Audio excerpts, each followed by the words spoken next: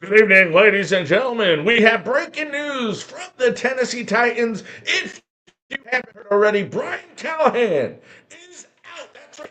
OUT out of Tennessee as the head coach after just 1 year and 5 games after 21. 4-19 after 23 games. He is fired by the Tennessee Titans. And this is not a surprise. I said this would happen if they lost the game, and it did happen, leading up to the return of Mike Vrabel against the Patriots this weekend.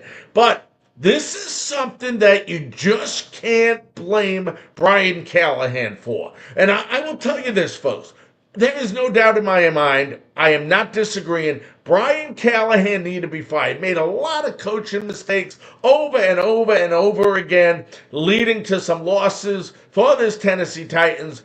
But the blame is not on him fully. How about Chad Brinker, the head of football operations? If this guy isn't fired by the end of the year, it is a big disgrace. Sure, Brian Callahan acted as the scapegoat for all the failure when only partial of it was his fault. His Chad Brinker hasn't hired a good coach, hasn't done anything to help this team win. He went out, you get Mike Boganzi, who is familiar with a winning tradition in Kansas City, and yet you don't let him make any of the decisions for this team. They should get rid of Brinker, let Mike Boganzi make all the football decisions, whether it's the head coach, the scouting, everything involved in football operations should be decided by Mike Boganzi. Otherwise, why the hell did you hire him?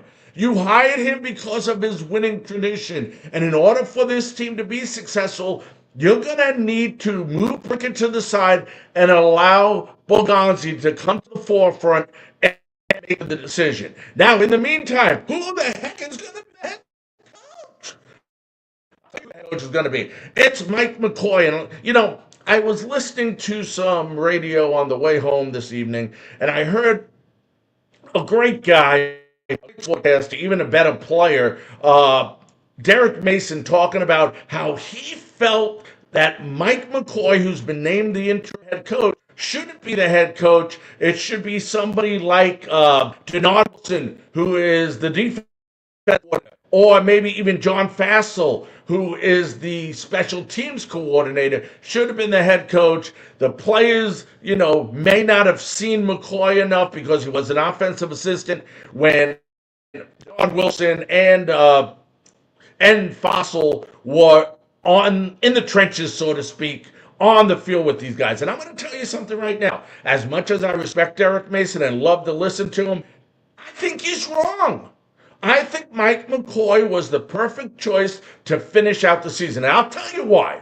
First of all, yes, Mike McCoy is an offensive-minded coach. What is this team lacking?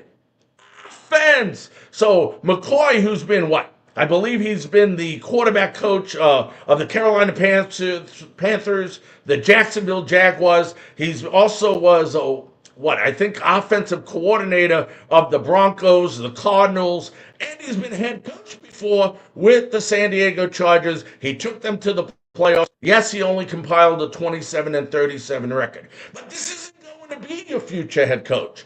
This is just an interim head coach. And people say, well, Larry, why wouldn't you name Wilson? Why wouldn't you name Fassel the interim head coach? And I'll tell you why. The only two positive things to come out of this team so far this year has been the defense and special teams. Why would you want to disrupt that and get guys away from what they've been doing successful when you know they're not going to be coming back as the head coach and probably not even coming back as defensive coordinator or offensive coordinator?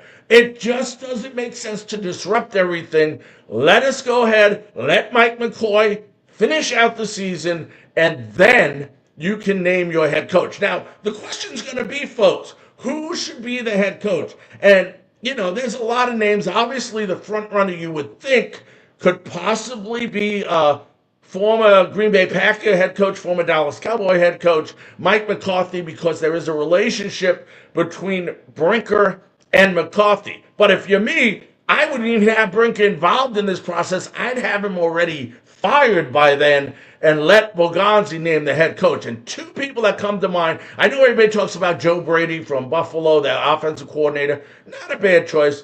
But some people are against John Gruden, who I think would be a perfect head coach here in Tennessee. Gruden's won what? Won a Super Bowl with the Buccaneers. He also with the Raiders. I think he was involved in that tuck game where Brady threw what appeared to be a fumble, but they called it a forward pass, or they would have probably gotten to the Super Bowl as well.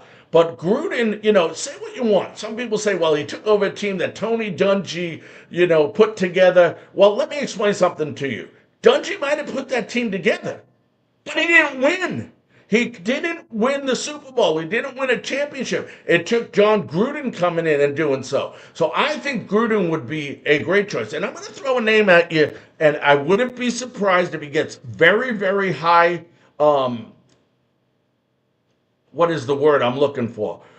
They look at him to be, or possible consideration. That's the word I was looking for. Would be Eric Bieniemy, and Eric Bieniemy was in Kansas City. Boganzi knows him real well. And yes, I understand there was some hiccups there. He didn't call the plays there. And I wouldn't expect him to call the plays here either. But if Bieniemy becomes the head coach, he knows Boganzi. Boganzi knows him. And also, some people will say, well, he doesn't interview well. Well, let me explain something to you folks. I don't give a crap how he interviews. The question is, can he win or can he not win? If he can win, screw the way he interviews. Remember, Bran Callahan had a great interview, and look what he did, a 4-19 record. So I would definitely give high consideration to Eric Bieniemy and John Gruden, and I probably would throw Brady in there as well.